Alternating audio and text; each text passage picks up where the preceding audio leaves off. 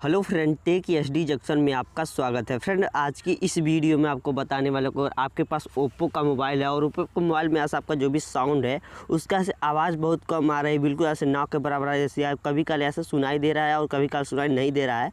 जो आज की इस वीडियो में आपको बताने वाले को जो भी आपके ओप्पो के फ़ोन में साउंड का प्रॉब्लम है वो आपका 100% यहाँ से सॉल्व हो जाएगा।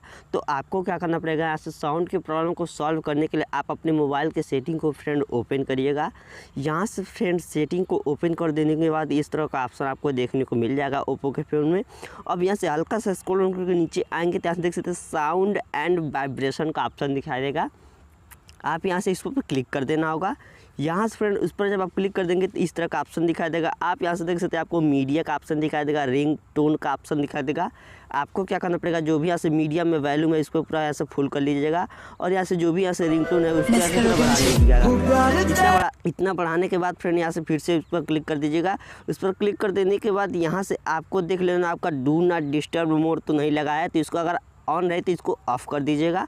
ऑफ़ कर देने के बाद यहाँ से आपको जो भी रिंगटोन सेट है उसको भी आपको एक बार चेक कर लेना होगा। चेक कर देने के बाद ऊपर से आपको दिखाई देगा ऐसे वाइब्रेशन ऑन साइलेंट और ऊपर में दिखाई देगा वाइब्रेशन ऑन रिंग। तो आपको क्या करना पड़ेगा, जो भी ऐसे वाइब्रेशन और रिंग वाला ऑप्शन ऐसे बंद रहेगा तो इसको चालू कर लीजिएगा। जो देख सकते हैं फ्रेंड हमारा बंद था, मैं इसको चालू कर लेता हूँ। अब ऐसे इसको चालू कर देने के बाद यहाँ से आपका रिंग भी बजेगा और जब कॉल आएगा तो ऐसे वाइब्रेशन भी बजेगा। यहाँ से देख सकते हैं सारा कुछ ऐसे सेटिंग यहाँ से आपका कंप्लीट हो चुका है। अब आपको क्या करना पड़ेगा, यहाँ से फिर आप कट करके बैक आइएगा। बैक आने के बाद फिर से आपको इसको एक बार बंद करना पड़ेगा। तो बंद करने के लिए आप अपने यहाँ से पावर बटन को प्रेस करेंगे।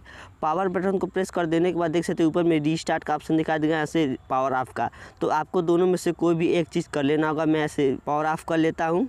पावर ऑफ कर देने के बाद फिर से मैं दोबारा चालू करूँगा। चालू कर देने के बाद अब यहाँ से हमारा जो भी साउंड का प्रॉब्लम होगा वो साउंड के प्रॉब्लम आसानी से सॉल्व हो जाएगी। तो ऐसा करके अपने ओप्पो के मोबाइल में साउंड के प्रॉब्लम को आप सॉल्व कर सकते हैं। तो फ्रेंड बस आज के लिए बस इतना ही।